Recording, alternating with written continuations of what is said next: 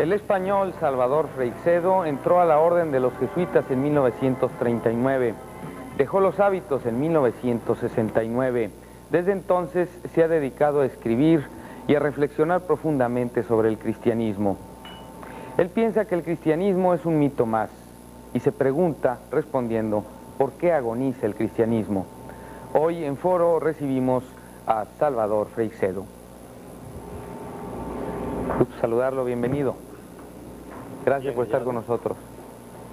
Pues encantado de estar con ustedes, porque hacía tiempo que yo quería estar aquí en Monterrey, por unas cuantas razones que sería muy largo de decir, pero tenía específica gana de estar en Monterrey. Qué bueno, nos platica detalles después de repasar su semblanza. Gabriela Narváez nos da detalles de la vida de Salvador Freixedo. Salvador Freixedo nació en la ciudad de Galicia, España, en 1923. Comenzó a residir en el continente americano desde 1947 y se ordenó como sacerdote en 1953 en Santander. Hizo estudios de humanidades en Salamanca, de filosofía en la Universidad de Santander, de teología en el Alma College de San Francisco, California, de ascética en el Mont Laurier de Quebec, Canadá, de psicología en la Universidad de Los Ángeles, California, y en la Fordham University de Nueva York. Aparte de enseñar historia de la Iglesia en el Seminario Interdiocesano de Santo Domingo, fundó el Movimiento de la Juventud Obrera Cristiana en San Juan de Puerto Rico y fue viceasesor nacional del mismo en La Habana, Cuba. Fundó también el Instituto Mexicano de Estudios del Fenómeno Paranormal y presidió el primer Gran Congreso Internacional. Ha actuado como ponente invitado en numerosos congresos, tanto en Europa como en América y Asia. Además es autor de 40 casos de injusticia social, Mi Iglesia duerme, Extraterrestres y religión, Mitos religiosos en las relaciones humanas, Parapsicología y religión, Visionarios místicos y contactos extraterrestres, Israel, pueblo contacto, Curanderismo y curaciones por la fe, Defendámonos de los dioses y Diccionario sulfúrico. Libros polémicos que le han valido expulsiones, censuras y hasta la cárcel. En un momento iniciamos nuestra charla con Salvador Freixedo. Foro está en el aire.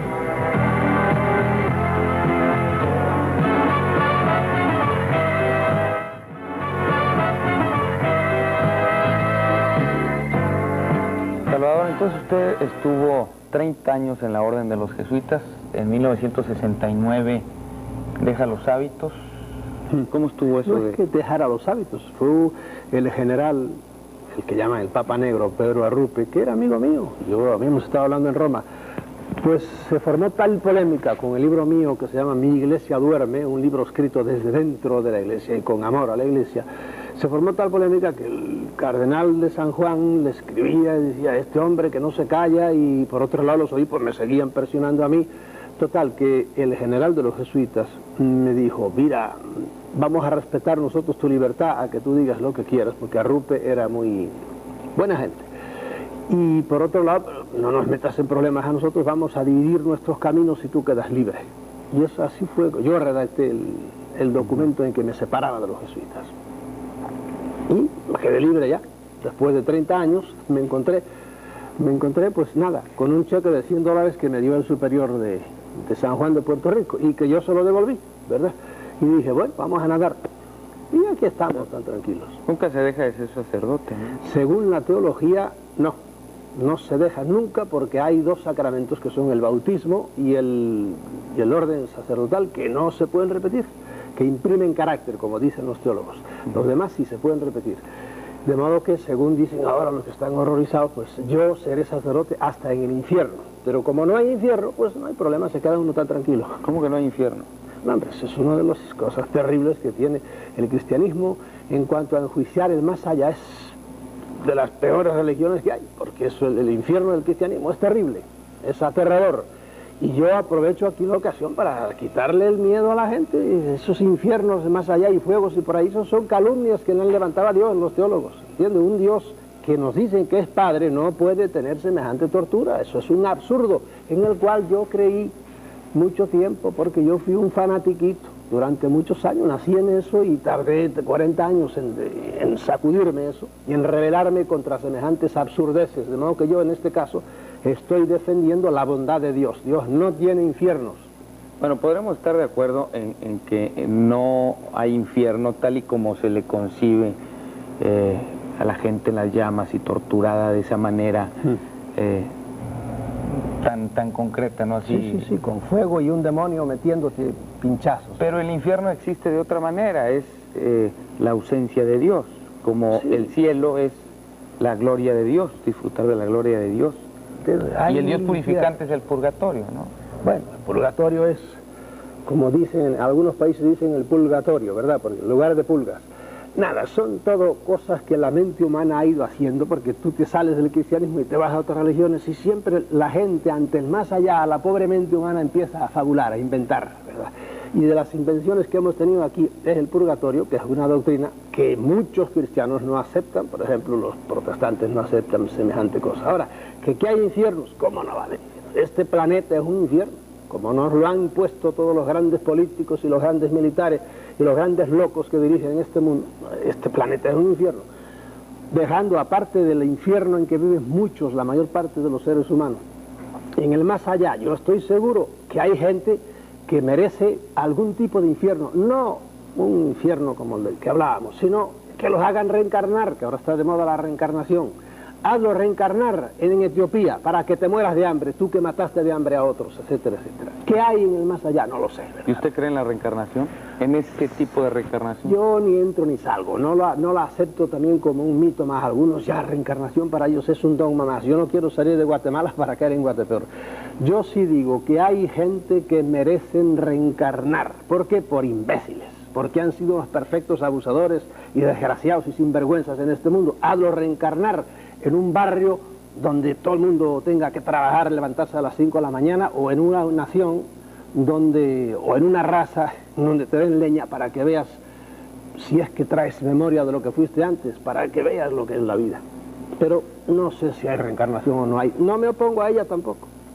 Salvador, platíquenos del momento ese trascendental, angustioso, o esos años que se viven cuando empiezan las dudas y pretende uno dejar el sacerdocio como usted lo hizo. Bueno, sí, fue terrible. Yo adelgacé no sé cuántos kilos, más que nada porque los periodistas no te dejaban ni a sol ni a sombra. La salida mía fue en Puerto Rico a propósito de mi libro, que ya no era mi primer libro, que se llamaba A mí me echó Batista de Cuba, por otro libro. No Fidel Castro, sino Batista, por un libro que se llamaba 40 casos de injusticia social, y lo subtitulé Examen de conciencia para cristianos distraídos.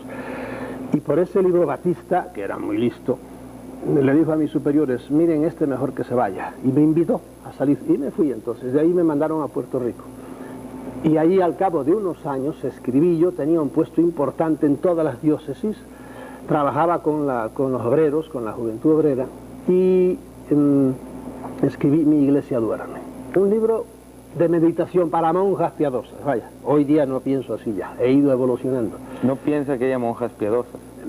También todavía las hay, como no. Yo tengo 2 tías monjas, 2 fósiles ya, las pobrecitas deben tener 85 años cada una, pero son monjitas y se horrorizan, están rezando todos los días a Dios para que yo no me vaya al infierno y cosas de esas. Pero lo dice así, monjitas, como sí, se monjitas, dice, no, mira, hay muchas mujeres, las pobrecitas.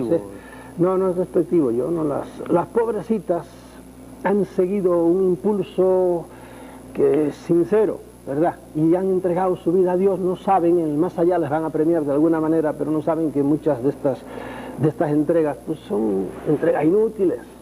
A muchas monjas, por ejemplo, a las que me estén oyendo, le digo, usted es de familia pobre, casi seguro, y a lo mejor, no sé aquí en México, pero se ha dedicado a educar a los hijos de los ricos. Digo, y los suyos, y los pobres suyos, los han dejado porque muchas órdenes femeninas se han dedicado a tener colegios, por lo menos en Europa así es, a educar a la gente que tiene plata, porque son una minoría las que se dedican a educar a las clases pobres. Pero bueno, dejando el tema ese, estábamos en que sí, fue terrible aquello.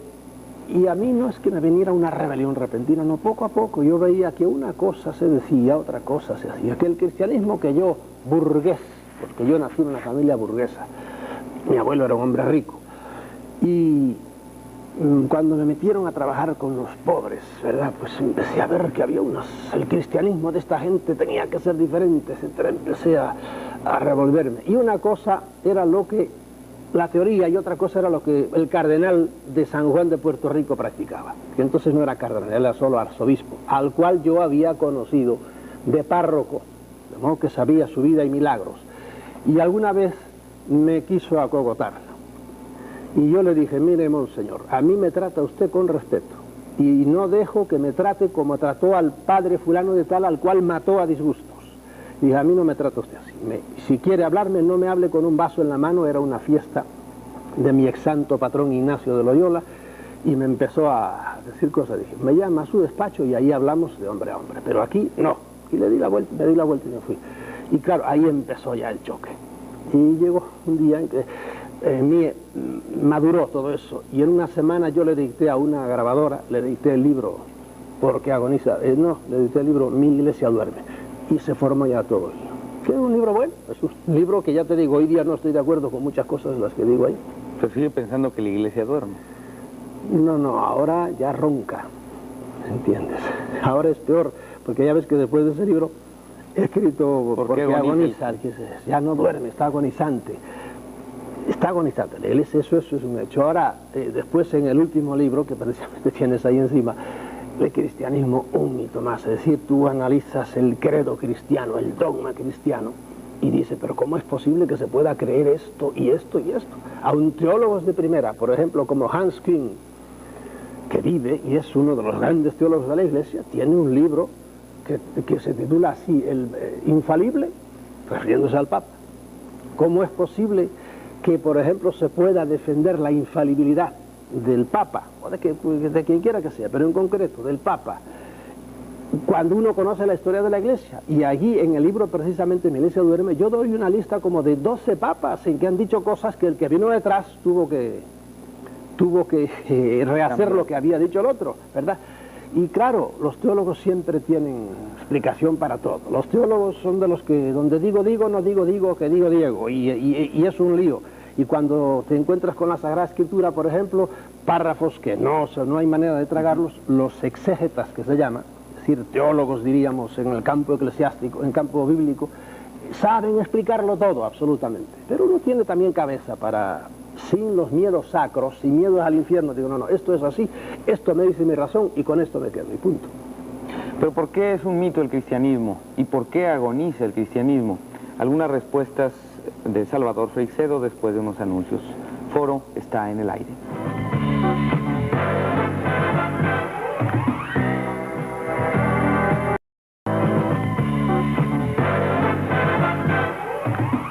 Le veo dos anillos en las manos, uno en cada mano, y uno es una argolla matrimonial. Sí, una argolla matrimonial, me casé hace 4 años. Los obispos querían que yo me hubiera casado inmediatamente de salir, pero tardé más de 10 años o 12 años o no sé cuánto, porque yo, mi cosa no era para andar detrás de ninguna mujer ni nada de eso, sino que yo sencillamente no creía las cosas en las que estaba metido, y por eso tranquilamente me fui, y no era mi prisa eso, total, pero ahora sí estoy casado. ¿Tiene familia? No, uy, ya estoy yo, no podría yo soy un hombre muy dinámico además, y a estas alturas, ¿no? Para eso hace falta tener juventud y tener más reposo y más paciencia. ¿Y por qué querían que se casara luego? Porque así podían decir, ven, era uno más de los que lo que querían era pues casarse y tenía algo por dentro por ahí. Y yo lo sé porque estaban un poco nerviosos conmigo, porque yo he seguido machacando las ideas. Quizá si le preguntara a un sacerdote, no me responda, aunque usted para la iglesia seguirá siendo sacerdote, es decir, teológicamente sigue siendo sacerdote, pero bueno, ya está hablando muy claro sobre su visión del mundo, ¿no? Y de la religión también. Y quizá un sacerdote no me lo responda, quizá también alarme un poco la pregunta, pero muchos se la hacen y yo la tengo que hacer aquí. Un sacerdote con el celibato dentro de la Iglesia Católica, ¿cómo maneja mentalmente, sentimentalmente, esa atracción que hay del hombre a la mujer? Pues muchos no la manejan. Mira, la Iglesia, el que conoce un poco, el problema es que la mayor parte de la gente no lee, no conoce, creen que nacieron ahora y que todo el mundo nació ahora. Si conocieran un poco de historia de la Iglesia, verían que este fenómeno del de la lucha que hay por el celibato es eterno. Entonces, los apóstoles, llenos de tentaciones. por supuesto, los apóstoles todos eran casados, menos uno. Todos eran casados y todos tenían descendencia. Todos conocían lo que es el otro sexo. Bien, primera cosa. A lo largo de la Iglesia ha habido concilio tras concilio remachando el celibato, que se fue apretando, no creas, al principio no era así. Se fue apretando la cosa y ¿eso qué te dice? Pues que no, que la cosa nunca ha estado claro. Mira, hay sitios como en Hungría, en ciertas regiones de Hungría, siempre el sacerdote, aún después de haber profesado la castidad y todo eso, ellos tienen su mujer. Y lo sabe todo el mundo y lo acepta. Gran parte del mundo cristiano, tan cristianos como nosotros, el mundo oriental de los griegos y rusos, ortodoxos, cristianos, amadores de Cristo y de la Virgen María, pues esa gente, a los sacerdotes le dicen, si se quiere casar, cásese ahora, antes de ordenarse, ¿verdad? ¿Por qué? Porque después ya no se va a casar. Y entonces lo hacen todos así, bien, escogen, se casan y luego se ordenan. Escogen a los obispos entre los que no están casados. Es una tradición ya que viene desde el tiempo de los apóstoles, de modo que ha habido parte del cristianismo que siempre ha aceptado el matrimonio del sacerdote. Aquí en el cristianismo occidental, los católicos, no.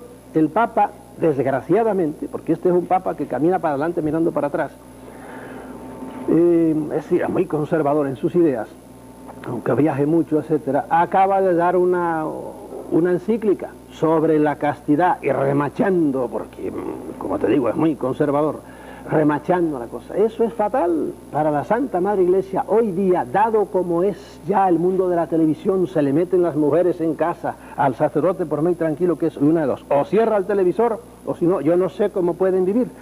¿Hay gente que vive la castidad? Sí, señor, hay gente que vive la castidad. Yo, mientras estaba en la compañía de Jesús, te puedo decir que si alguno cometió alguna cosa, inmediatamente lo ponía fuera.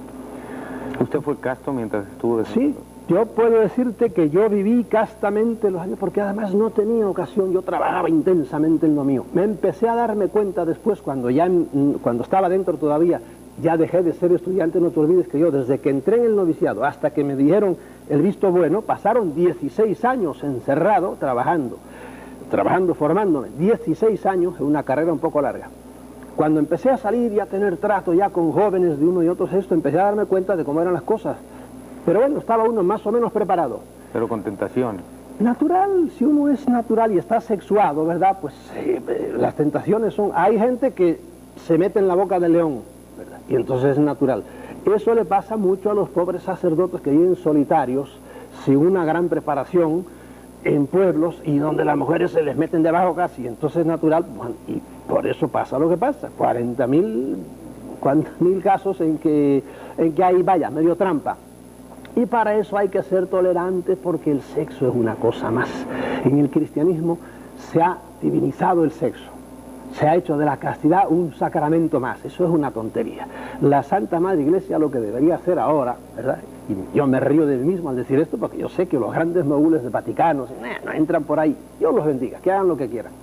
Deberían decir como los ortodoxos: ¿quiere usted casarse? Sí, porque hoy se le exige, ¿quiere ser sacerdote? Casto, a la brava. Y no puede ser hoy día, eso es dificilísimo. Ahora hay gente que por encima, por su temperamento, por encima de todo eso, dice, yo escojo la castidad. Pues perfecto, pero habrá mucha gente que diría, me gustaría ser sacerdote y estar casado y tener familia. Y deberían admitírselo, como son los pastores protestantes. Tú ves que hay 40.000 iglesias ahora. Está el pastor con la pastora y los pastorcitos, pero predicando a Cristo, perfecto. Y así lo van a hacer mucho más naturalmente. Pero un pobre hombre, él solo, recibiendo a mujeres solo en su casa, porque las pobres vienen a pedir consejo, porque el marido les dio una paliza, por lo que sea, y vienen al sacerdote, y esta, muy bien, y la otra, muy bien, pero a lo mejor a la número 14, pues, sale el flechazo y pasa lo que pasa, ¿verdad? Y las mujeres religiosas, las monjas, no tienen el voto del sacerdote, no tienen los, digamos, yo creo que puede ser bien empleado el término privilegios de un sacerdote en cuanto a... Por supuesto, en la Iglesia reina un machismo terrible. Mira, ahora están con el problema de ordenar a mujeres. Ordenar a mujeres, monjas o no monjas. La Iglesia hermana, la anglicana, en Estados Unidos ya acaba de ordenar una mujer. No, y los episcopales han tenido bárbaras batallas, etcétera. Las que admiten la ordenación, porque otros sectas protestantes no admiten semejante cosa. Pues bien, los sacerdotes, digo, la Iglesia Católica, aunque quiera, no puede. Hoy habría gente que le gustaría, y hay gente, por ejemplo, en Estados Unidos, monjas, sabes que cuando el Papa fue la primera vez a Estados Unidos, una ex monja o monja salió y le dijo, le pidió eso, a ver cuándo vino de la relación de mujeres, no sabía mucha teología. Hoy día, aunque quiera, el Papa no puede porque está amarrado ya. La Iglesia ha hablado infaliblemente, demasiado. Bueno. Y ahora cuando quiere echarse para atrás no puede. Bueno, el mismo Cristo fue machista. Entonces, desde ese punto de vista, sí, señor. 12 apóstoles, hombres, ¿por qué no había una mujer entre sus 12? En aquellos tiempos no, tenía una Magdalena, con la cual hay muchas, ahora se ha escrito mucho sobre la Magdalena y las relaciones de Cristo con la Magdalena, etcétera. Me lavo las manos de todo eso, ¿eh? ¿Usted las cree? Ni fu ni fa, a medias. Hay argumentos muy interesantes, ni sacados del mismo por el evangelio, miedo a declarar algo. No, en absoluto, no, porque no le doy demasiada importancia a eso. Por mí, si Cristo se hubiera casado, me quedo tan tranquilo, absolutamente. Porque yo al sexo no le doy la importancia que se le ha dado a otros, que le han dado en la iglesia, que creen que por ejemplo, si uno tiene algún desliz en el sexo, ya se acaba el mundo. ¿Qué va, hombre? Eso no es una cosa tan natural como el comer. Bueno, además él instituyó dentro de la iglesia de esta manera el matrimonio, ¿no? Por supuesto. Pero como ya estaba de todas formas matrimonio entre no los judíos. Cristo, ni el matrimonio es algo que lo ves en los animales y lo ves el yin y el yang en el cosmos entero, ¿verdad? Bueno, es la relación de pareja, pero ya el matrimonio como institución dentro de la iglesia. En otras religiones también, es una cosa sagrada, en otras en cambio varía un poco, etc. Esos días son cosas que las hemos supervalorado y hemos hecho de ellas que son verdaderos monstruos. Cuántas pobres monjas que con eso me empezaste a hablar, entraron en la Santa Madre Iglesia y la pobrecita fue un calvario lo que tuvieron que pasar dentro, por esa manera tan antinatural y tan forzada. Y por otro lado después ahora las monjas han pegado un gran vuelco y se han ido algunas al extremo contrario y no saben hacer. Realmente hoy día hay un verdadero terremoto dentro de la iglesia. ¿Lo admitir o no? Cuando habla de la iglesia dice nuestra Santa... La Santa Madre Iglesia. La Santa Madre Iglesia. Sí. Y luego al inicio me decía, con amor a mi iglesia. O sea, que usted hacía todo esto con amor a su iglesia. Sí, ¿sigue siendo su iglesia? ¿Usted sigue siendo católico? No, hoy depende. Si a mí, no católico, ni siquiera cristiano. Me preguntas, ¿usted es cristiano? Digo, depende de lo que usted entienda con el término. No solo eso, vamos a ir más atrás. ¿Usted cree en Dios? Depende de lo que usted entiende por Dios. El Dios cristiano, Dios de la Biblia, Dios que nos han predicado, ese Dios, yo a ese Dios le digo con todo respeto, bórrame de la lista de tus hijos. ¿Por qué? Porque me voy a la Biblia, que es lo que hay que leer, y leo la Biblia, digo, pero ¿qué le hiciste a los amorreos? ¿Qué le hiciste a los jebuseos? ¿Qué le hiciste a los madianitas? Los destripaba, pueblos con los cuales se encontraba en su avanzar por el desierto, diríamos, en la tierra prometida, los israelitas, y se encontraba con el pueblo A, el pueblo B, y los destripaba. Digo, pero tú no eres Dios de esta gente, de todos estos palestinos, y entonces ¿cómo los tratas tan mal? Es que es mi pueblo. Digo, pues la verdad que no eres muy justo, pero aún su pueblo, el pueblo prometido, ¿verdad? El pueblo escogido, pueblo israelita. Históricamente hay pocos pueblos que hayan sido tan apaleados como el pueblo escogido. Entonces yo le digo, mira Dios, si me vas a escoger a mí, no me escojas, escoge a otro, porque si me vas a defender como defendiste a tu pueblo, acaban conmigo. Por lo tanto, ya ves, ¿usted cree en Dios? En ese Dios yo no creo. Yo tengo otra idea de Dios, diferente, que la explico precisamente en el libro ¿Por qué agoniza el cristianismo? ¿Usted es cristiano? ¿Qué entiende usted por ser cristiano? De Cristo hay cosas que acepto y hay cosas que no acepto. O sea, usted piensa como Gibran, sí, en aquella anécdota que narra de que el Jesús de los cristianos y el Jesús de Nazaret se reúnen cada 100 años por allá en las montañas de Líbano, y cuando están juntos platicando, conservan largas horas, dice Gibran. Llega un momento en que el Jesús de Nazaret se despide del Jesús de los cristianos diciéndole, amigo mío, creo que jamás llegaremos a un entendimiento. O sea, él plantea ahí la diferencia entre el Jesús que vivió en Nazaret, que vino a salvar al mundo y que predicó todo esto, al Jesús que hemos hecho los cristianos, una transformación de aquel Jesús de Nazaret. Eso lo puedes ver, Jesucristo Superstar, estrella, estas óperas o como le quieras llamar modernas, el cual es más hay, Jesucristo Superestrella, bueno, hay 2 o 3 cantadas y que se han hecho muy famosas, es otro tipo de Cristo. porque la Iglesia ha ido forjando un Cristo nuevo, un Cristo duro, un Cristo terrible, un Cristo que acabó con inquisiciones, es decir, que en nombre de él se hacían inquisiciones y muertes e imponen castidades de por vida, etcétera, etcétera. Y ese Cristo pues parece que tiene poco que ver con el Cristo más tolerante del Evangelio, aunque en el Evangelio aparece también un Cristo muy intolerante, ¿verdad? El Cristo que el infierno no hay que irlo a buscar, hay que irlo a buscar al Evangelio, al mismo Cristo, en las palabras de Cristo, no hay duda, aunque hoy los teólogos modernos le quieran tirar la toalla. No, ahí está, en 12 ocasiones por lo menos Cristo habla del fuego que no se extingue jamás. Entonces, por lo tanto, no me venga ahora con cosas. Y el Cristo que dice, o crees esto, o si no te vas al infierno. El que no creyere y se bautizare, se condenará. Digo, pero Señor, y si mi mente me dice que eso no es potable, pues mira, te vas al infierno. Entonces, córteme la cabeza. No me dé cabeza para discurrir.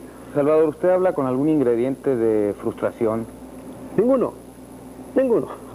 Hay gente, yo soy enérgico hablando, y hay gente que cree que soy resentido, ni hablar. Yo tengo grandes amigos jesuitas y si hay un sacerdote que está pidiendo aventón, yo lo paro y lo cojo.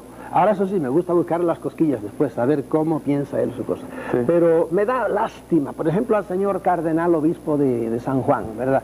O arzobispo, me da lástima hoy día. Y los otros obispos, hay un obispo en Puerto Rico que vivíamos los dos juntos en una casa, era jesuita también, los conozco perfectamente. Y a este, por ejemplo, que es un hombre honesto y trabajador, lo quiero entrañablemente, a pesar de que es obispo y que es integrista y no está de acuerdo con mis ideas. A otros no, les conozco todas las mañas y veo que no son realmente hombres del Evangelio, aunque sean arzobispos, no. Pero me dan lástima, más que nada, digo, mira que estar enredado todavía en esas cosas de las cuales yo, a Dios gracias, salí ya. Pero yo tengo una paz de espíritu tremenda, porque le perdió el miedo a tantas cosas, el más allá absurdas que me predicaban. Se va a decir, se pudo haber dicho también entonces, al fin jesuita. Los jesuitas siempre se adelantan a su tiempo. Y a veces no se adelantan, simplemente no van con ningún tiempo. Los jesuitas son rebeldes. La formación de los jesuitas es muy distinta y algo provoca en ellos que los hace... No, es cierto, son muchos controvertidos, polémicos, confundidos quizá. Algunos están confundidos. Mira, hace pocos días casi, en Toledo hubo un congreso parateológico y estaba invitado un padre jesuita que es un famoso, diríamos, profesor de teología en la Universidad de Comillas, en Madrid. Y cuando se enteró que estaba yo y habíamos sido compañeros en un noviciado, no quiso ir. Y fue al cardenal de Toledo y armó todo un cisco para hacer que abortase aquel congreso parateológico, en lo cual iba a hablar gente ilustrísima, ¿verdad? Claro. Cada uno desde su punto de vista. Es que usted es un desertor, un rebelde. Sí, para él sí, lo soy. Pero el pobre hombre, ¿ves? Ese también en concreto, no quiero decirte su nombre, me da lástima, porque está todavía creyendo que 2 y 2 son 5. Y bueno, que siga creyendo. Y es un hombre que sabe la teología, sí. Pero esos argumentos que yo pongo en el libro Un mito más, si tú le dices ese argumento, que son verídicos todos, no echa para un lado. Bueno, son pequeños errores. No hay pequeños errores. Pero al fin, usted, con formación jesuita, así reaccionan los jesuitas, ¿no? Al fin, siempre. puede ser. Claro, también tienes que atender. Yo soy un poco vehemente. Y siempre lo he sido, y por eso me sale siquiera la formación jesuítica con la vehemencia, con eso. Pues, sí. Pero bueno, cada uno es como es. Uno lo que no puede vivir, uno es acomplejado y con miedos. Lo importante es ser congruente.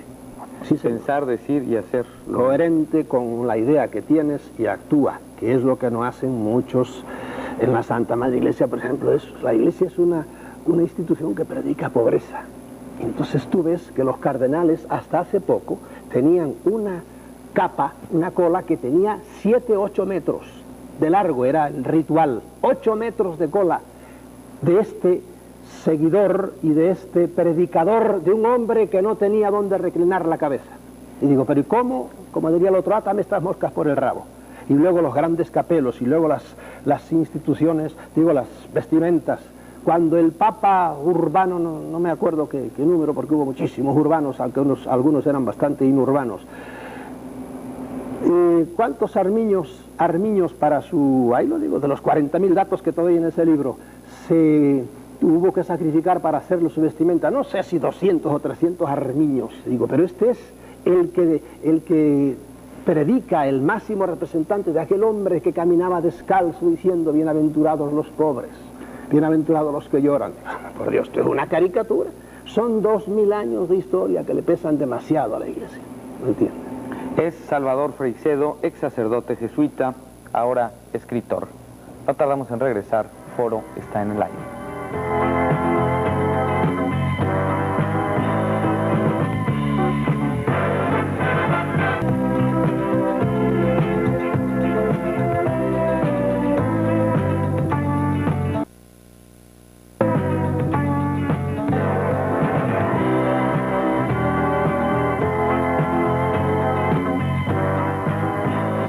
A final de cuentas, ¿por qué agoniza el cristianismo, Salvador? Pues yo creo que lo digo en la contraportada del libro, porque adora fundamentalmente por muchas cosas, pero porque adora a un Dios falso. El Dios del cristianismo, como te dije hace un rato, es un Dios falso, es un Dios vengativo, es un Dios terrible, es un Dios cruel, es un Dios que pide siempre sacrificio y sangre, ¿entiendes? Como todas las religiones, ahí de eso podríamos hablar horas, es un arquetipo. Todas las religiones piden sangre, y el cristianismo también. Todo el cristianismo gira alrededor de la sangre de un pobre hombre que murió en la cruz. La han sublimado en términos freudianos, pero eso es la cosa. El cristianismo no es diferente en eso de las demás religiones. Usted mismo predicó eso. Sí, señor. Un Dios Yo sanguinario. fui un fanático durante 40 años. No me he hecho muchas culpas, únicamente me quedo pasmado. Pues nací en una familia así, ya te digo, hay no sé cuántos sacerdotes y monjas en mi familia, hermanos de mi padre y de mi madre. Pero me quedo pasmado como yo tardé tantos años en sacudir la cabeza, en caer en la cuenta de que había cosas que no casaban. Desde el principio, bueno, desde el principio, avanzando ya en mi formación, empecé a sentir ciertas cosas duras, pero está la fuerza, primero del miedo sacro, al más allá, como lo predica el cristianismo, y segundo, la fuerza de la tradición.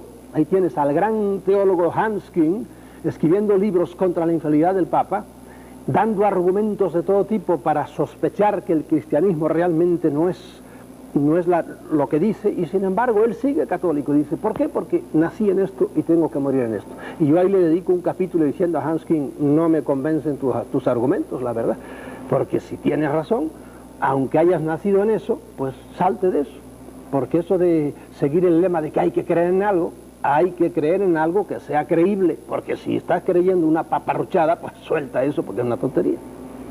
¿Usted a qué edad entró al seminario? A los 16 años. A los 16 años.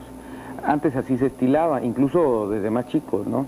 Sí, algunos a los entran 13 a los 10 años, empiezan así. No, yo acabé mi bachillerato y estaba a punto de entrar en la universidad, pero como mi hermano, que también fue jesuita y se murió ya, me estaba... Él sí terminó, es decir, fue sacerdote siempre. Sí, no se ese rebeló. terminó, no, tuvo su rebeldía también, antes de morirse. Pero murió así casi muy rápidamente, con un cáncer, y acabó con él enseguida, pero ya estaba muy rebelde, indudablemente. Pero yo casi por inercia, porque la hermana de mi madre monja, la otra de mi madre monja, mi hermana carnal, monja 30 años, también está hoy día fuera. El hermano de mi padre sacerdote, mi padre casi cura, porque casi estudió de seminarista hasta que casi se ordenó y entonces se fue. Y que mi madre era más monja que mis dos tías, etcétera. Un primo mío carnal es jesuita actualmente. En una sociedad así, pues naturalmente entras como un cordero y lo haces de buena voluntad. Y eso fue lo que me pasó a mí. Bueno, de todas formas ahora ya se les pide no terminar la primaria como antes y entrar al seminario, o no la secundaria, sino ya la preparatoria. Entran más grandes, con un poco más de madurez. Claro, fíjate que yo había acabado 7 años de bachillerato en España ya, que entonces empezábamos a estudiar. Yo estaba listo para empezar a ser abogado ya, porque a los 17 años yo podía entrar a la universidad. La pregunta es, ¿para qué no suceden las cosas que luego sucedieron con usted? Es decir, entrar a un mundo que después de años de reflexión lo va a transformar totalmente. No debieran terminar su carrera y luego entrar a una orden que les diera, tipo Opus Dei, que terminan su carrera profesional. Y luego son 6 años, no 16 como con los jesuitas, sí. o 12 años, como 16, otras órdenes. 16 años, sí, estuve yo. Bueno, 6 años de preparación, pero antes ya con una carrera profesional, y donde haya un poco más de madurez, estén más vividos, porque no que han tenido incluso su Hoy novia. día se hace más así, ¿verdad? Pero eso es problema de ellos, como yo estoy ahora en otra cosa, ¿verdad? Que hagan como quieran. Mira, Sí, en mi no le tiempo apura, entonces. éramos yo, eso no me apura en absoluto. Entonces, Hay ¿para qué cosas- escribe estas cosas si no le apuran? Para despertar a mucha gente que los pobrecitos están metidos dentro todavía sufriendo por eso, por lo que les esperan en más allá, o entregando su vida a una causa perdida, como hay tantas buenas monjas o tantos católicos que sinceramente, siendo muy buenas personas, están todavía dedicando todos sus esfuerzos a...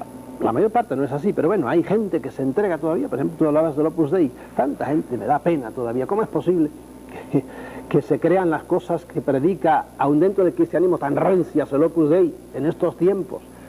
¿Por qué rancias? Rancias, huelen ya a pasado. ¿Pero por qué? Hombre, por ejemplo, exigirle a los sacerdotes andar con sotana negra. Cuando veas a un pobre en ciertas ciudades, va con sotana negra, es un pobre hombre del Opus Dei. ¿Por qué? Porque parece que ellos es vital. ¿Quién más da eso si Cristo usaba minifalda? Es un horror, que me dice. Yo suelo decir, para horror de mucha gente, los primeros papas usaban minifalda, era la toguilla aquella, la faldeta que usaban los romanos porque eran de la clase humilde. Y el Papa Lino y el Papa Clemente usaban eso. Y a eso lo han hecho una cosa. Hoy día, usar veste talar hasta abajo y negro, llevar su alzacuello, eso es sagrado. Recibir la comunión de rodillas, eso es sagrado. Para estas gentes que están de mira estrecha, ¿verdad? Y a mí esa gente me dan pena, realmente me dan pena, porque además se están caricaturizando el cristianismo. El cristianismo es, como dijo Cristo, he venido a predicarle a los pobres, he venido a predicar el reino de Dios, he venido a cosas grandes, no a cicaterías bobaditas de estas. A los pobres de corazón. Sí, así es, a los pobres de espíritu. Y entonces, ¿usted piensa que esta religión malentendida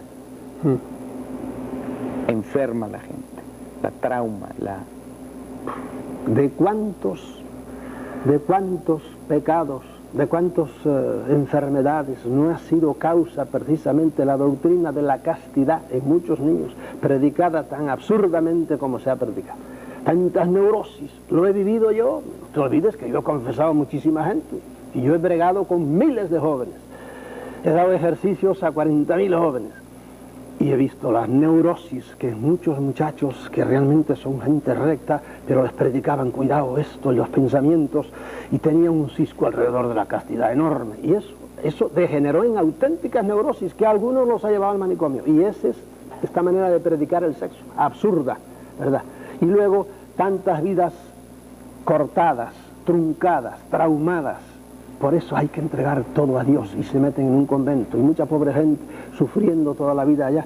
Lo que pasa es que hay que conocer historia de la iglesia, ¿entiendes? Hay que conocer las historias de los Abelardos y las Eloísas y todos los amores secretos que ha habido y todas esas cosas, dentro del convento y fuera del convento. ¿Qué conceptos equivocados ve usted en la educación sexual dentro de la iglesia? Pero al sexo hay que quitarle morbo, ¿me entiendes? Tiene mucho morbo. Hoy día hemos caído en lo contrario. Hay que descararnos un poco más. Tampoco el sexo es lo que es. Si tú ves a un hombre como los hay, por ejemplo, que se atiborran de cerveza, y venga con cerveza, acaban con unas barrigas, y digo, este es un pobre desgraciado, que hace de la cerveza, que es una cosa preciosa cuando te tomas tu cervecita suave y fresquita, ¿verdad? Hace de esto como un dios, y entonces ahí lo tienes hecho un pobre alcohólico, un pobre estúpido. Bueno, lo mismo que digo de la cerveza, digo de un licorcito, bien, perfecto.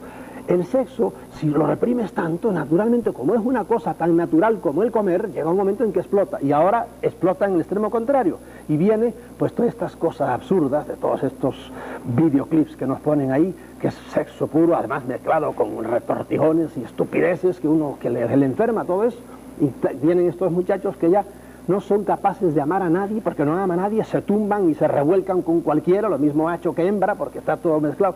¿Ves? Eso es un desorden. Pero fue del prohibirlo todo al reventarse. No es que ahora se permita todo, pero de hecho reventó todo y estamos en una sociedad donde es una locura. Hay, por ejemplo, castas por ahí, razas, en donde el sexo es algo mucho más natural. Las mujeres andan con los senos al aire en 40.000 tribus y lo ven lo más natural de nosotros. Yo no digo que haya que andar así, ¿verdad? Pero como lo hemos hecho hasta ahora, que como decía mi profesor de ascética, la mujer... El escote no debe pasar de esto que se llama el hoyo del cuello, decía él, aquí, esta parte blanda, todo lo demás es ya invisible. Digo, no diga usted ridículo ese reverendo padre, eso es una estupidez, ¿verdad? De eso hemos pasado a este, como dicen los venezolanos, a este despelote que tenemos ahora. Y es lógico, los muelles cuando los aprietas mucho y los sueltas, ¡bum!, pegan para arriba. Hay que esperar a que esto se haga una cosa natural. Y en el sexo, por ejemplo, pego un saltito ahora nada más, el divorcio famoso. Señor, de aquellos matrimonios a la brava, hechos a ciegas, la pobre muchacha se casaba no con quien quería, sino con quien podía, porque la sociedad la iba llevando.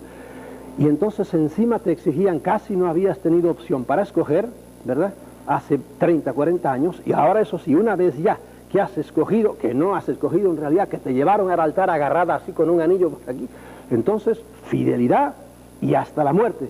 Pero resulta que muchas mujeres se encontraron con que se habían casado con un orangután, y no lo sabían, y voy a aguantar a esta bestia toda la vida. No, lo más lógico es decir, no, cada uno por su lado. ¿Por qué? Porque este es un bárbaro, o al revés, te has casado con una mujer que es una loca y se acuesta con cualquiera y yo voy a aguantar eso toda la vida. No, chico, es racional, no, yo no quiero saber nada de esto. Pues la iglesia sigue diciendo, no, esto es de por vida. Bueno, pues que lo siga diciendo, la gente se busca vida como sea. En la ley del divorcio, que en algunos países, cuando en España, por ejemplo, la pusieron hace unos años, bueno, ese estremecimiento general, tontería, fariseísmo, el divorcio es una cosa, es un mal necesario en una sociedad donde los matrimonios se hacen a la loca. Pero es parte del miedo, del temor de Dios. La misma Biblia, los documentos, por supuesto, hablan del temor a Dios. Pero ese es camino para llegar a Dios. El temor a Dios es una ofensa a Dios. Yo a mi padre no lo temo, a mi padre lo amo. A veces se pone bravo por ahí porque es natural, pero fundamentalmente yo amo a mi padre. Y sin embargo la Biblia nos dice esta falacia: el temor de Dios es el inicio de toda sabiduría. Y yo, con perdón, con mi cabecita digo, el temor de Dios es una ofensa a Dios. Punto. Me quedo tan tranquilo. Yo digo estas cosas y me quedo tan tranquilo. Es Salvador Freixedo. No tardamos en regresar.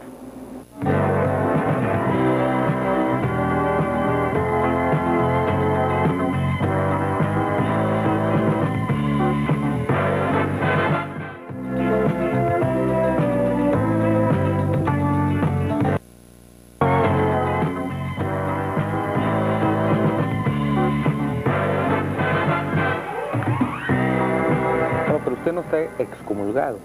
No, yo el estoy hecho de solo retirarse, luego casarse. Suspendido. Suspendido, que es lo que le hacen a los muchachos cuando no estudian. Suspendido es decir, igual que, por ejemplo, aquí no sé si usar el término bárbaro de desbarrar a un abogado.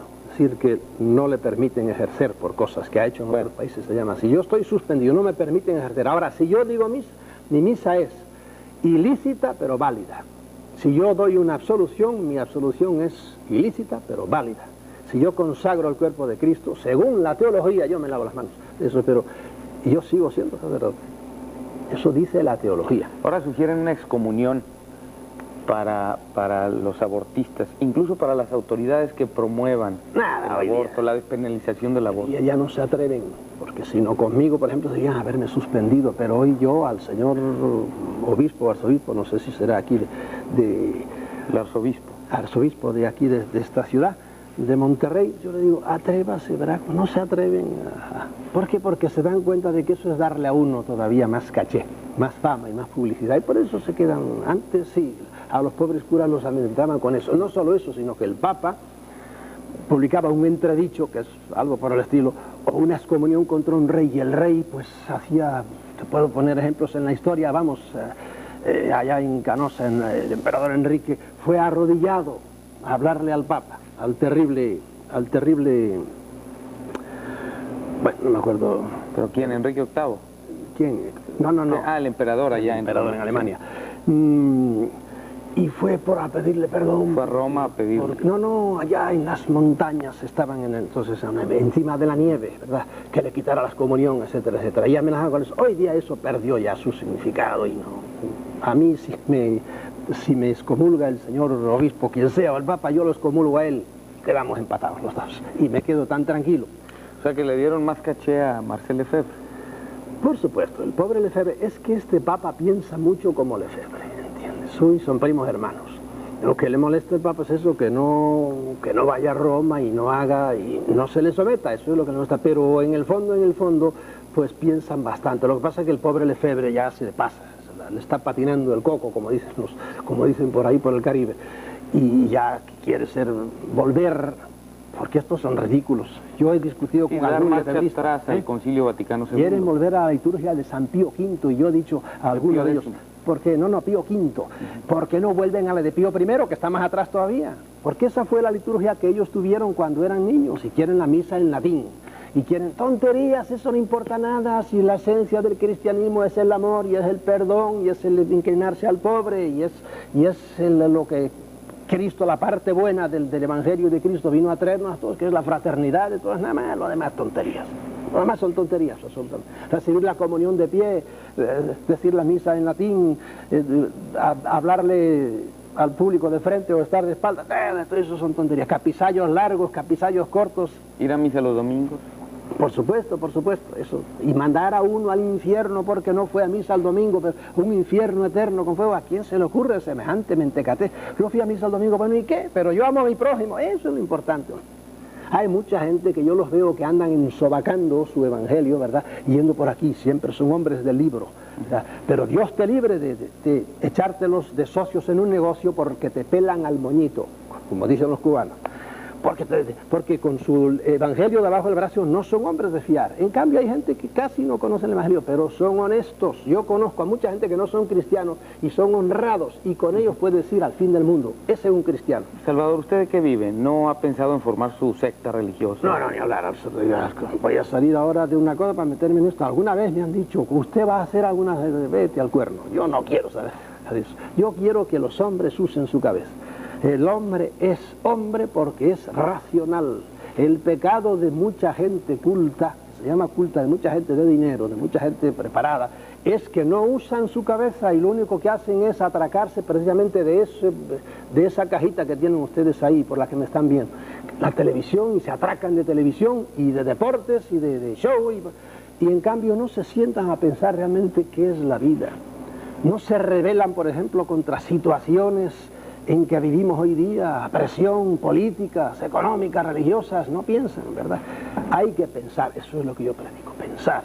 El hombre tiene que usar su cabeza, y si no la usa, esos son de los que van a reencarnar, como te dije antes, otra vez al planeta. ¿Por qué? Porque no ha pensado usted, no ha evolucionado, venimos a evolucionar, no ha evolucionado, por lo tanto, vuelva para atrás y evoluciona. ¿Y de qué vive? Yo vivo de milagro, ¿me entiendes? ¿Del milagro de Dios? Sí, Dios está en todas partes. ¿De qué vivo ahora? Pues mira, tuve suerte que tuve una madre y un padre que me dejaron algo de dinero, poquita cosa, y mal administrado, porque yo soy horrendo para las finanzas. Menos mal que tuve la hermana mía que fue monja, a tiempo lo poquito que me quedaba, lo agarró ella y me lo administró mientras yo andaba moviendo, ella me movía.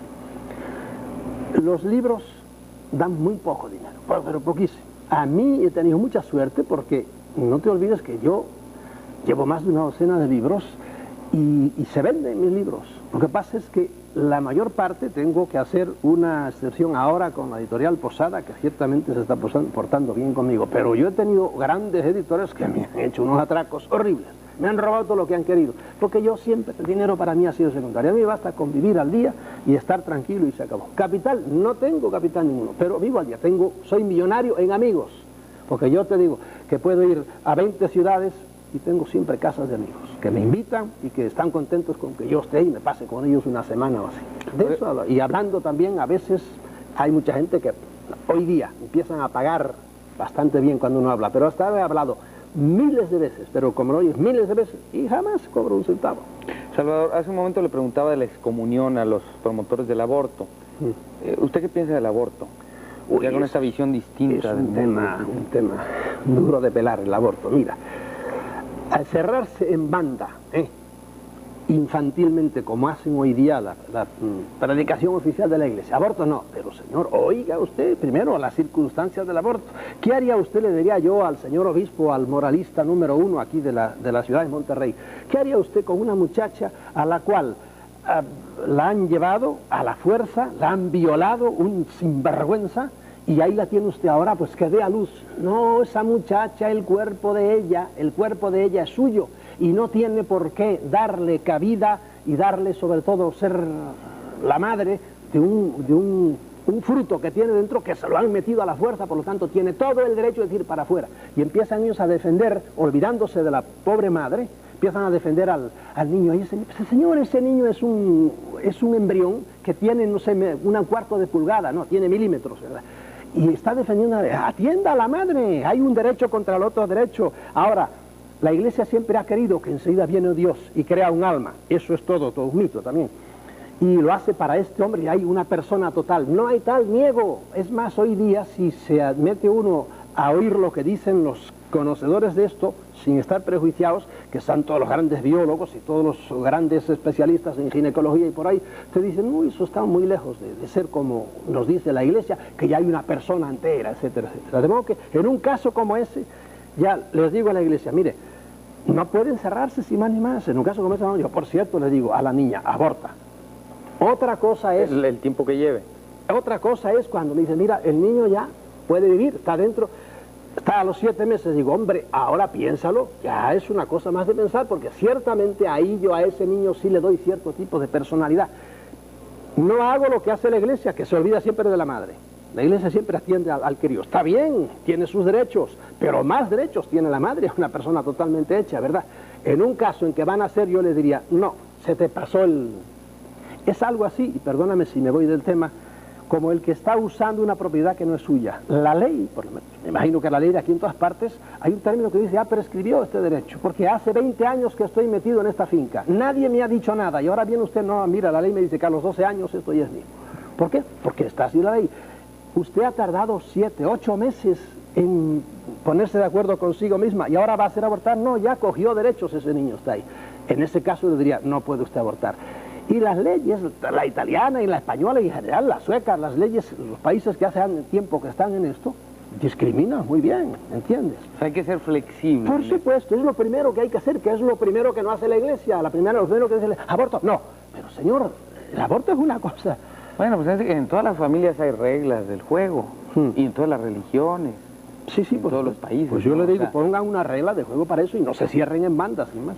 Pero una regla así tan flexible, tan transigente. Si la ley, ¿verdad?, no es algo así como la vida. Hay una cosa que se llama epikeia, que viene ya de los griegos. Hay que saber interpretar la ley.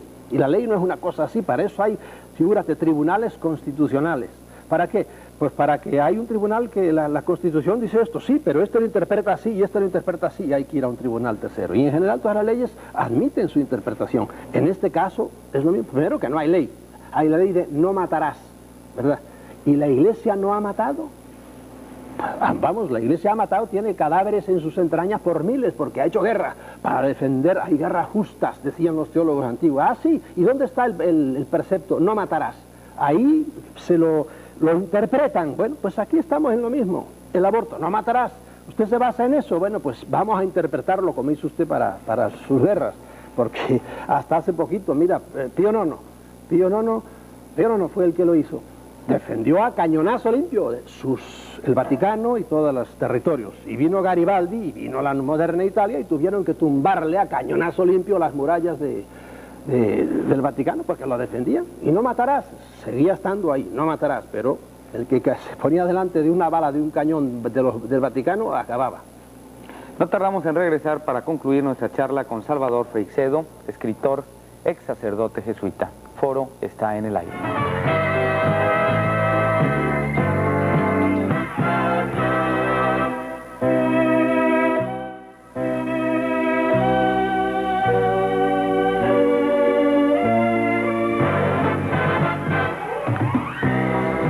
De los santos, los pueblos latinoamericanos sobre todo son muy, bueno, en España sucede. Muy santeros. Muy santeros.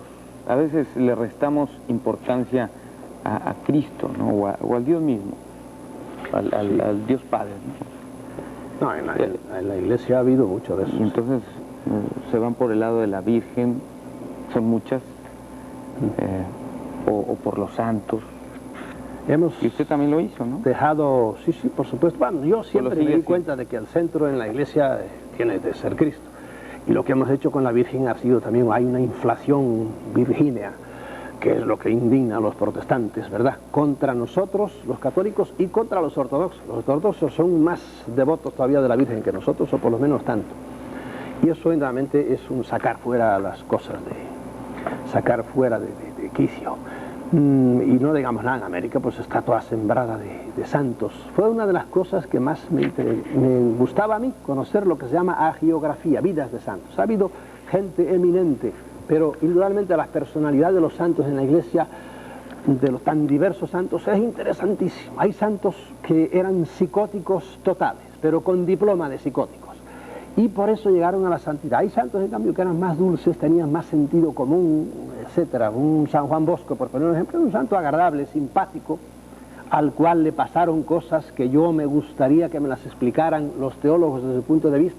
Por ejemplo, San Juan Bosco una vez venía de decir misa y se encontró con que a la puerta de la iglesia, de la sacristía, ya entraba de vuelta con su copón, etcétera, y a la puerta estaba su madre, sonriente, esperándolo. Y él dejó aquello y le dio un abrazo a su madre. Pero su madre, mi querido Gilberto, se había muerto hacía no sé cuánto tiempo. De modo que allí había una muerta. Entonces ahí entra el espiritismo. ¿Realmente pueden volver los espíritus o no? Porque y él le dio un abrazo a su madre, según se leen las biografías. Y yo digo, bueno, explíquenme esto, ¿cómo es esto? Esto no casa. Pero bueno, eso por ponerte un ejemplo de las curiosísimas cosas que se pueden encontrar en las vidas de los santos, que yo me conozco bastante bien porque las leía muchísimo, desde los antiquísimos hasta el Padre Pío de la Pietrelcina, con sus llagas y los estigmatizados, que ha habido muchísimos dentro y fuera de la iglesia, etcétera, etcétera. Parte del folclore eclesiástico. ¿Usted admira algún santo en particular ahora? Su santo fue por jesuita, sí, el patrono de los jesuitas. Ignacio de Loyola es uno de los grandes místicos, tremendo, pero como era un militar, era recio y organizó la orden, todo lo contrario que San Francisco. San Francisco era una orden que él llegaba a un sitio y le decían, hermano Francisco, ¿cuántos frailes son? Él no tenía ni idea. Somos 1000, en aquellos tiempos había unos conventos donde somos 500, alabado sea Dios. San Ignacio sabía de memoria cuántos había y cómo se llamaba cada uno, porque era un militar organizado. Por otro lado, pues sí, lo hizo demasiado rígido, ¿verdad? Que tiene su parte positiva y su parte negativa. Pero hay santos que me caen bien, sobre todo los santos que eran todo corazón. Benito José de Labre, que no conoce nadie, el santo mendigo. El cura de Arce era un tipo curioso, era estrictísimo. Él cocinaba su arroz al domingo y le duraba en un saco medio podrido ya hasta el otro domingo. Él metía la mano y así estaba de flaco el pobre hombre. Pero de eso a empezar a desvariar la mente no hay más que un paso, ¿entiendes? Decía que San Ignacio era muy rígido y que eso tiene sus pros y sus contras. ¿Cuáles son esas ventajas y desventajas en ser estricto con una...? La organización, llevar a la orden como la llevó, que hizo inmediatamente crecer la orden de los jesuitas y la puso al frente, diríamos, con sus pugilatos entre una orden y otra, sobre todo con los dominicos, pero indudablemente los jesuitas han sido siempre la vanguardia de la iglesia, precisamente por esa organización que han tenido férrea. Pero por otro lado, esa organización es algo demasiado, sobre todo para el que está dentro, porque él dice una frase típica del: tienes que hacerte como el bastón de un hombre viejo, que el hombre viejo lo usa y le sirve para todo. Y tiene otra comparación, algo así como si fuera un pañuelo que te estruje. Y el hombre tiene que tener su personalidad, hay que respetarle un poco, pero no somos robots, no somos un término muy eclesiástico. En el derecho canónico en general se le llama el pastor y las ovejas, señor.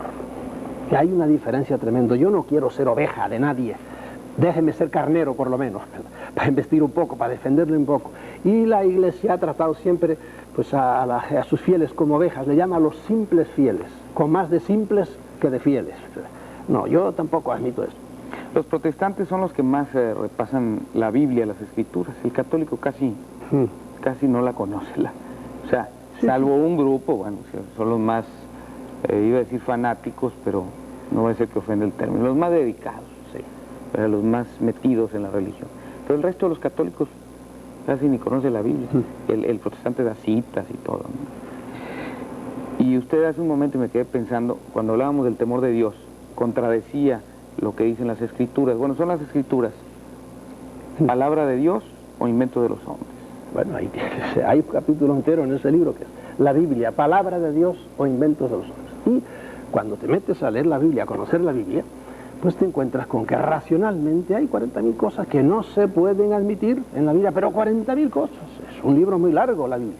Además que la gente está dentro del cristianismo, tú acabas de decir, unos ni saben lo que es la Biblia, es un pecado de los católicos, y los protestantes se han hecho comedores de Biblia, se han hecho adoradores de la Biblia, y aquí lo dice, y sobre todo los fundamentalistas, que es al pie de la letra. Si vas a coger al pie de la letra la Biblia, te encontrarás con terribles disparates, como a propósito de la creación del mundo y a propósito de 40.000 cosas, ¿verdad?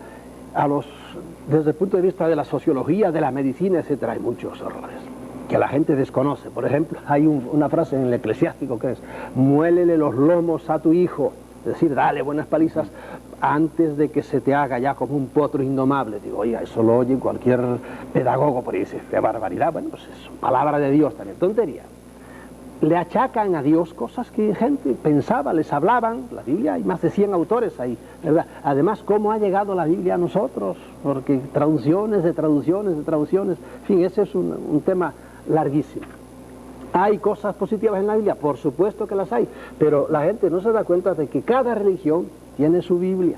Y tú no le hables, ya ves lo que está pasando estos días con el escritor ese que habló contra el Corán.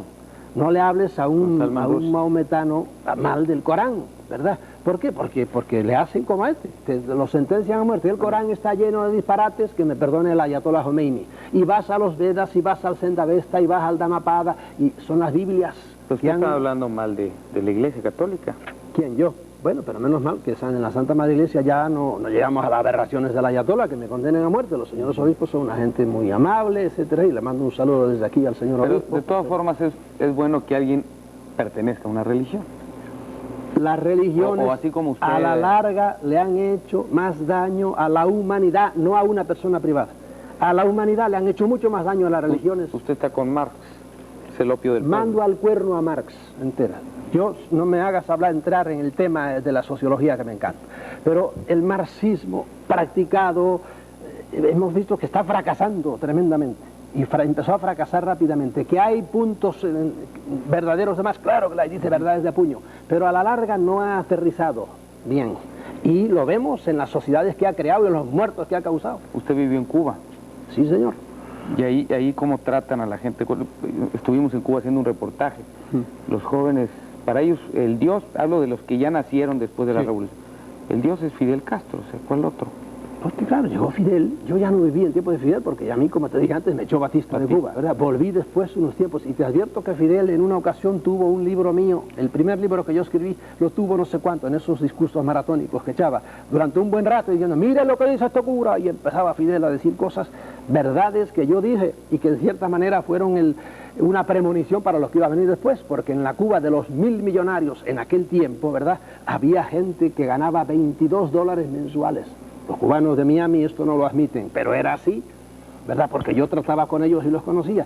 Y en esos grandes desniveles es donde se puede calentar la cosa. Salvador, sí, iba a decir algo. No, dígalo. No, si a mí me dejas hablar, yo estoy todo el día. Como que... Él iba a repasar una parte ya para finalizar de su libro, ¿Por qué agoniza el cristianismo? Donde dice que la religión, considerada como la búsqueda de las raíces humanas y de su destino final, nunca podrá dejar de existir entre los seres racionales. Lo que en la actualidad muere y ha muerto muchas veces a lo largo de los siglos es la manera que los hombres tienen de buscar sus raíces y de conocer o de intentar comunicarse con el más allá. ¿Es cierto eso? El hombre está siempre dándole vueltas. Mira, cada ataúd que se hunde en la tierra, de una persona a la que tú amas, eso tiene más raíz de filosofía, te hace pensar más, te hace meditar más que 40.000 cosas que te digan los libros de filósofos. ¿Por qué? Porque entonces empiezan a preguntarse, ¿pero por qué tiene que morirse esta persona que yo amo? ¿A qué vine yo aquí? ¿A qué estamos aquí? ¿Por qué tenemos que sufrir? ¿Por qué tenemos que morir? ¿Por qué nace la gente? ¿Quién hace nacer? Eso es la filosofía. Y el hombre está siempre dándole vueltas a eso. Y en ese darle vueltas a esas ideas, lo que hace el hombre es inventar dioses. Porque el hombre es como un flash en medio de la noche. Naces y cuando empiezas a darte cuenta de que tú eres tú, te entierran, ¿verdad? Yo, que tengo ahora la suerte, ¿verdad?, de tener la mente todavía despierta, me tumbo muchas veces a pensar, digo, a mí se me va acercando el fin ya, y lo veo venir con una tranquilidad tremenda, mucho más que antes, pero indudablemente eso me hace pensar a mí. Y eso es la esencia de la religión, el hombre piensa y piensa y piensa. El que tiene cabeza, desgraciadamente hay mucho pobre hombre, que no tienen tiempo ni de pensar porque lo único que hacen es rascar la tierra para poder comer. Soñar o ilusionarse, como usted dice, eso cuando llama por otra manera al ser humano para que despierten, ¿no? Esta ilusión o sueño. Y hablando del más allá, me traje el libro porque también hubo mucha controversia con la charla que tuvimos con JJ Benítez, compatriota suyo, con el caballo de Troya. Y amigo mío, si yo con Juanjo me encuentro en 40.000, me he encontrado en 40.000 congresos y por ahí. ¿Y piensan igual? O sea, usted también... sí. He leído algo últimamente de lo que ha escrito sobre el mundo extraterrestre, la granja que es esta tierra. Nosotros, lo que yo he escrito. Sí, y entonces, por eso me lo traje, porque ahí andan emparejándose. Lo que pasa es que yo le he dicho a Juanjo, cuando él viene, yo voy, o cuando yo vuelvo, él va. Juanjo empezó siendo reportero de estas cosas, de extraterrestres, y por ahí cuando trabajaba ya en Bilbao, en un periódico. Y como es un muchacho muy trabajador y escribe bien, pues se ha seguido moviendo y ha ido entrando, precisamente el fenómeno ovni lo ha ido llevando a lo trascendente. Y ahora él me dijo una vez, no hace mucho, que estaba estudiando teología. Y entonces él va en esa dirección, yo estoy volviendo de esa dirección. No, mira, yo estoy dejando la teología atrás, porque tuve que estudiarla 4 años seguidos y exclusivamente. Y se cruzan nuestros caminos, ¿verdad? Y por eso, a veces, no es que choquemos, ¿verdad? Yo digo de Juan José Benítez, en concreto de ese libro, Caballo de Troya. Juanjo es un gran escritor, es un hombre muy trabajador. Y por eso le gusta mucho a la gente. Lo que es malo de él es que presenta como verdaderas, como hechos, cosas que son novela, que son ficción. Todo el Caballo de Troya es una cosa en la cual él mezcla datos verdaderos con fabulación de él para armar eso, que es una novela, ¿verdad? Y al principio en el libro así se decía novela, y luego en las ediciones posteriores ya se lo quitaron. Y hay mucha gente que no sabe ya si va o viene, si eso es verdad, si eso es mentira. Y es una cosa interesante como puede ser una novela, pero en eso nos diferenciamos. Yo en general no trato ficción nunca. El libro mío último, Ellos, los dueños invisibles del mundo, es un libro de hechos, hechos, hechos. Y yo después empiezo a deducir, pero basado en hechos. Y él, en cambio, fabula, muy bien fabulado, pero es una cosa de divertimento, vamos a llamarle así. Y esa es la gran diferencia que tenemos él y yo. Ahora él tiene libros sobre ovnis, por ejemplo, que son documentados y son de hechos, no ficción. Pero entonces, ¿hay algo que ver con los extraterrestres, según usted? En mi manera por ejemplo, de él habla también de Dios, sí, sí, o sea, sí. de Cristo. Sí, es que mira, el que se mete a estudiar el fenómeno ovni a fondo te lleva directamente a la religión. Yo hace años que estoy diciendo, todas las religiones del mundo son debidas a que los que dirigen el mundo desde las sombras, lo que en la iglesia, para que el señor obispo no se me escandalice, o los curas o los católicos crean que ya empieza a hablar de locuras, no, de su iglesia, de su Biblia. El texto de Efesios, nuestra lucha, dice San Pablo, no es contra la carne y contra la sangre, es contra las potestades, es contra los ángeles, contra los espíritus, contra las dominaciones que viven en las alturas, ¿verdad? San Pablo creía en eso, y en la iglesia... Son seres divinos, son seres divinos. Divinos entre comillas, son seres suprahumanos, no divinos, son más que los hombres, como los hombres somos más que los animales. Hay escalas cósmicas. Cristo no era divino. Si quieres entramos en el tema. Para mí, el ser hijo de Dios, a la iglesia le costó mucho trabajo llegar a definir que Cristo era hijo de Dios. Al principio en la iglesia no se creía que Cristo fuera Dios como el Padre. Los cristianos no saben eso porque no saben historia, pero tienen que leer los concilios primeros de la iglesia y tienen que leer quién fue Arrio, que fue un señor que era obispo y que no creía que Cristo fuera hijo de Dios, ¿me entiendes? Y hubo un tiempo en que la mayor parte de los cristianos no creían que Cristo fuera Dios. Igual que la Trinidad, tardó 5 siglos en hacerse la doctrina de la Trinidad. Hasta entonces, los grandes teólogos no creían que el Padre, el Hijo y el Espíritu Santo fueran la misma cosa, del mismo nivel, vamos a decir. Bueno, dicen que la visión de los hombres cambia mucho a la hora de morir. Por supuesto, y a medida, si evolucionan, a medida que avanzan en la vida, un niño no cree igual de la vida de su padre cuando tiene 10 años que cuando tiene 40 años. ¿Usted piensa ver a Dios? pienso ver a Dios. No, Dios no es visible, por decirlo así. Dios no es un tipo, no es un señor. Ese es el gran pecado de la teología. Han traqueteado la idea de Dios como si Dios fuera una cosa y aún después de la muerte? Después de la muerte yo sé que me despertaré, no sé casi nada del más allá, casi nada. Pero sí sé que cuando me acueste para morir estaré a punto de nacer. A otro nivel, a otra existencia, a otra cosa, ¿verdad? Pero ver a Dios directamente como si fuera un tipo que está allí, no, eso son ideas mentecatas, ridículas e infantiles que nos ha presentado la religión católica de Dios. Muchas gracias a Salvador Freixedo por estar con nosotros y comentarnos estas cosas, su verdad. Sí, señor. Bueno, seguramente mucha gente no estará de acuerdo con lo que y estoy contentísimo si alguien dice, no, pues no está usando su cabeza, que eso sí, que no me manden a la hoguera ni nada de eso. Respetémonos y a todos los que no piensen como yo, un abrazo para todos ellos. Autor de una docena de libros, entre ellos Cristianismo, un mito más, y este otro que es donde se hace la pregunta ¿por qué agoniza el cristianismo? Un libro fuerte. Salvador Freixedo, ahora escritor, pero antes sacerdote jesuita. Él, al preguntarse esto, ¿por qué agoniza el cristianismo?, responde en el mismo libro, porque nos hace adorar a un Dios falso, tan falso como el Dios que nos presentan las Sagradas Escrituras, monstruoso, caprichoso, vengativo y cruel. Salvador Freixedo, profundamente religioso, como lo demuestra su incesante caminar por el mundo en busca de la verdad. Salvador Freixedo revela en este impactante libro cuál es su idea de Dios y cuáles son sus creencias, como nos lo ha dicho hoy en el programa. Fue expulsado de la Orden de los Jesuitas luego de haber pertenecido a ella por espacio de 30 años, debido a que a la publicación de su libro Mi Iglesia Duerme, que fue prohibido en la España del franquismo. Por eso lo expulsaron de la Orden de los Jesuitas en 1969. Gracias, muy amable. Gracias a ustedes.